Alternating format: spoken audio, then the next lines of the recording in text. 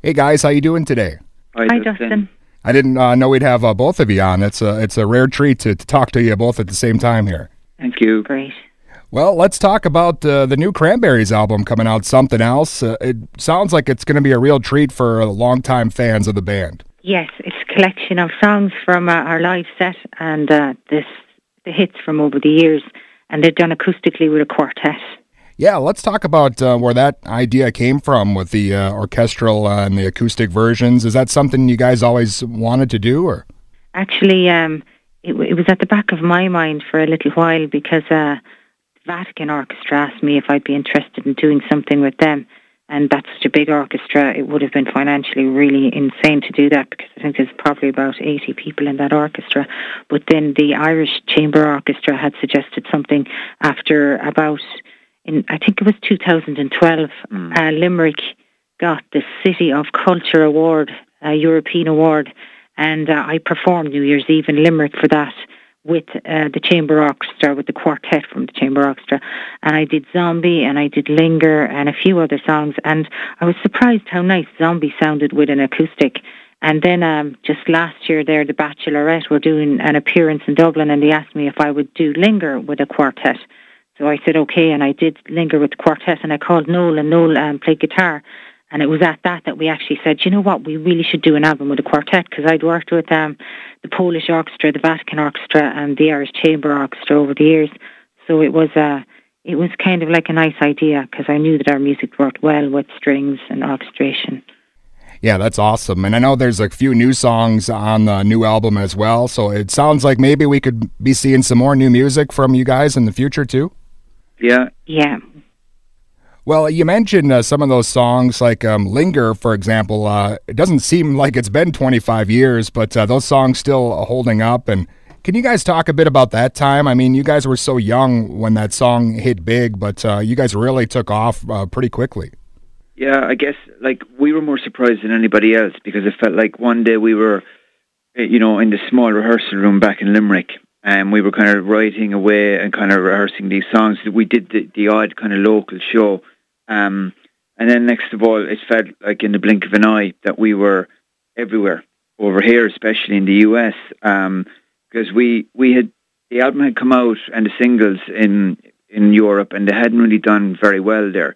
And it was like nearly almost a year later when we were on tour and we got a call saying, you really need to come to the US because Linger has just taken off over here. And I remember we did the first show was in Denver, Colorado. We were opening up for a band called Dead, and we walked out, and every song, the crowd knew every song that we played. People were singing along, and we had never really had that before. And from that moment on, it just kind of went up and up and up, and it was mad busy, but it was great. It was great, kind of to do it from when you come from a small town like Limerick. You're more surprised than anybody that you've kind of made it this big. Yeah, that is awesome. This might sound kind of naive, but as a band in Ireland, is it your goal to make it big in the States, or do we just assume over here that that's what everybody strives for? I think it would be more of a pipe dream. I don't think we ever thought we would have cracked America because we thought it would be too impossible. But, we really, we had a lot of success in the United States. And strangely enough, we released our debut album. Everybody else is doing it, so why can't we? We released that in the UK about a year before it came out in America, and it flopped in the UK. It just, I remember that they had a demo and they'd heard all the songs before the actual album came out. So when the actual album came out, the press kind of slated it, and it got really bad reviews and stuff. So then we brought it out in America, and it just Linger went to number 8, and that was it. Then it was all upwards from then.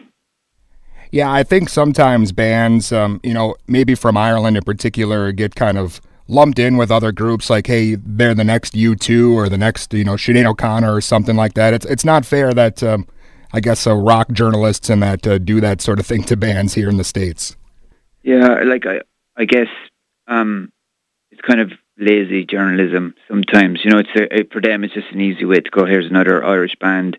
And I think, really, we couldn't sound any more different from U2 or any of those other bands. It's kind of, I think each band needs to be taken on its own merit, really.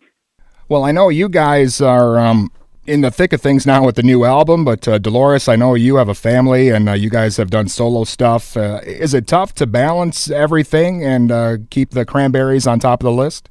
Yeah, I mean, it's not too hectic at all now. We're just doing a couple of days of press here in the States this week, and then we go back and we go into rehearsals. So it's nothing as hectic as it used to be when we were younger. The schedule is pretty good. We have plenty of time for family and relaxing. Yeah, and it's great that you guys are back. I know there was a hiatus or two with the group, and people like to look into that, I guess, maybe read too much into it. But you guys seem like you've been on friendly terms throughout the whole run. Yeah, like Dolores and I tend to keep in touch, I guess, more so than anyone else in the band, between emails or phone calls or whatever. It's just, it's very much, we've been doing it so long, and we've been together so long, it's almost like brother and sister, kind of thing. I probably would speak to Dolores more than I would my own sisters.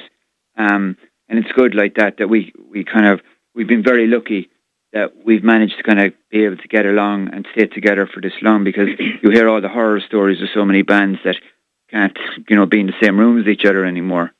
Yes, and there's also this thing, like if I'm nervous before a performance or something, the minute I see Noel, my nerves just go away. So that's kind of a nice calming effect he has on me. And I think that's because we're together since we were like baby teenagers, and Noel always looked after me. I remember our first photo shoot, he arrived with a pair of Doc Martens. They were too big for me, and he bought me a trousers and stuff because I had a lovely pink dress on, and they wouldn't let me wear my pink dress with bows. Sad. Well, it's great that you guys are back in action. Again, the new album, Something Else, coming out soon. And I know you have some tour dates for Europe announced. Any chance maybe you'll make your way through the States? Yes, we're coming over in September. There's 18 dates just being locked in as we speak, I think, today. So they should be advertised shortly. Awesome. Well, I know this is the first thing on your guys' minds, but do you have maybe something else in the works or maybe something else we should be looking out for? Yeah, we're hoping to get cracking on a full album on this tour. When we're on tour, we tend to write a little bit more because we have sound checks and we're actually together in the same place. We're not in separate towns. So we're hoping to get cracking on writing an album of new material to follow up after this, after this tour and what lays ahead of us. Beautiful. Again, guys, I'm a huge fan, and it's been great talking with you today. Thanks so much. Thank you. Bye. Bye. Bye-bye.